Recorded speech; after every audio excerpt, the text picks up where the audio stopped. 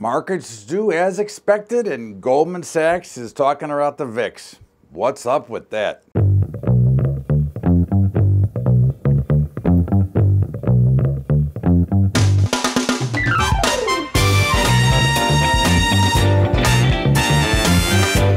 What's up, everybody? Welcome aboard to Bubba's Daily Update. And first of all, my apologies for not doing one yesterday. Was in New York, was going to do it from there. Had a family emergency, had to fly home.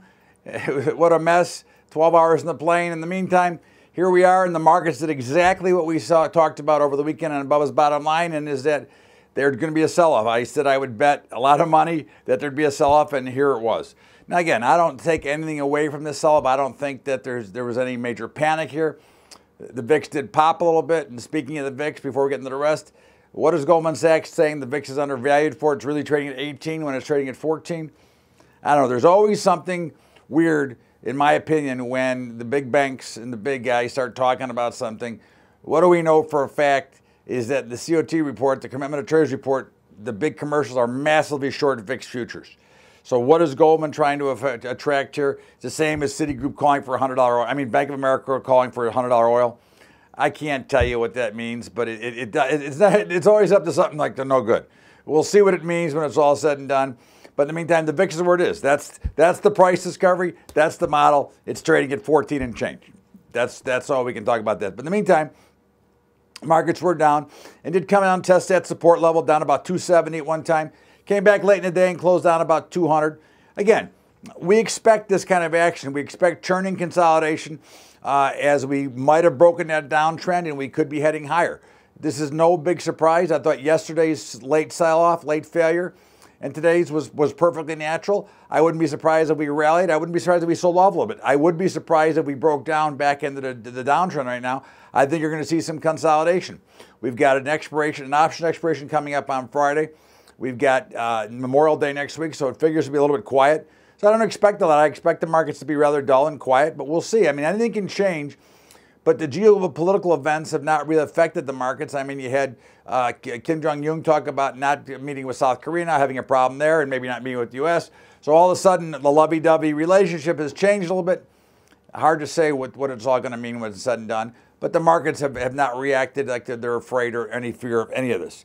So at the end of the day, we've got what we've got. In the meantime, gold got clobbered. I wrote for Kitco this morning saying that I figured I'm looking for gold to get to 1280. Well, it got to 1290 today. I think it goes a little bit lower.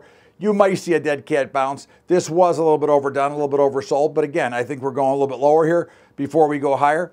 The dollar broke out. And that's, of course, ties in with our Black Swan event. The dollar's breaking out again. And the 10-year closed over 3%. Something to really watch here. The 10-year continues to go higher or continues to close above 3%. That is going to be potentially that Black Swan event we're talking about. That's going to create a massive problem with all the debt out there if these rates continue to climb, not to mention all the people that can't wait to get out of the market.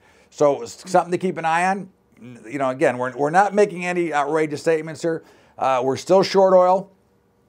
Oil was all over the place. They almost got us out today. They ran them up early, but they did fail late. So again, we think this backwardation formation is simply going to come in to pay us off, and we're going to sit here and wait. Again, there's a level in which I'll get out, and we'll see if we get there. But so far, have not achieved that level. So we're going to continue to stay with that.